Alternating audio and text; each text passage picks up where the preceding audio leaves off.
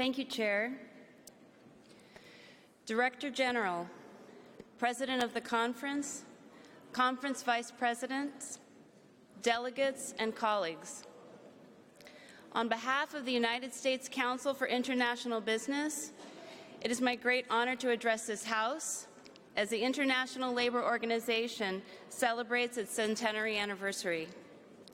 USCIB is a proud member of the International Organization of Employers, and within that important network, we collaborate with employer peers from around the globe to engage meaningfully together here at the ILO. The ILO, founded in 1919 as part of the Treaty of Versailles, was envisioned as a unique and necessary institution that would bring together the three key tripartite social partners, government, workers, and employers, whose cooperation and collaboration would be essential for post-war reconstruction and development. Driven by a desire to return to peacetime and growth after war, the ILO's founders believed that universal peace could only come about if it were based on social justice. They understood the importance of creating a permanent organization where tripartite social partners from around the world could jointly discuss, agree, recognize, and promote international labor standards. Many milestones have been reached over the last 100 years, and over time, the economies of the ILO's member states have drawn closer and have prospered through investment and trade. Nevertheless, as was rightly stated in the ILO's 1944 Declaration of Philadelphia, poverty anywhere constitutes a danger to prosperity everywhere. For that reason, it should be no surprise that the very same topics that were the ones first to be tackled by the ILO standard setting, including hours of work, health and safety, child labor, social protection systems, and training and skills development, remain just as relevant for us today as they were when first considered, and relevant for us today as we look ahead towards the ILO's next century. The Director General's report focuses on the future of work and provides suggestions for responses to the rapid technological changes, greening economies, and demographic shifts that are contributing to this transformation in the world of work.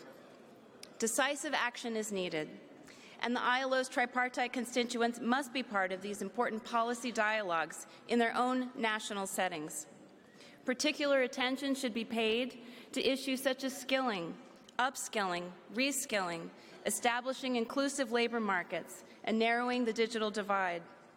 Governments must invest in quality education, and access should be provided for all.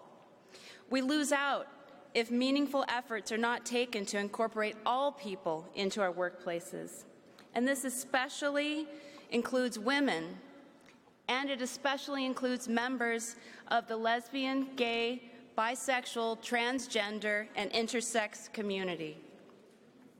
Education and training will be most effective if it is aligned with the needs of employers and relevant to job opportunities. Lifelong learning opportunities for current workers is also an imperative, especially as skills requirements change over time. Governments must also meaningfully address the informal sector. According to the ILO, more than 60% of the world's employed population are in the informal economy.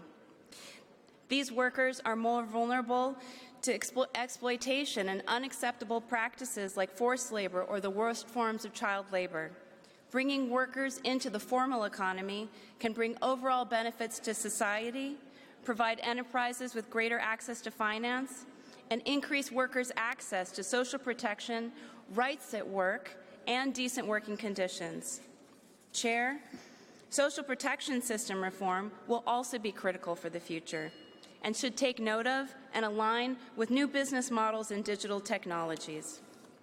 Finally, and fittingly, to be noted here at the ILO, we must all continue to respect and value social dialogue and other labor relations systems.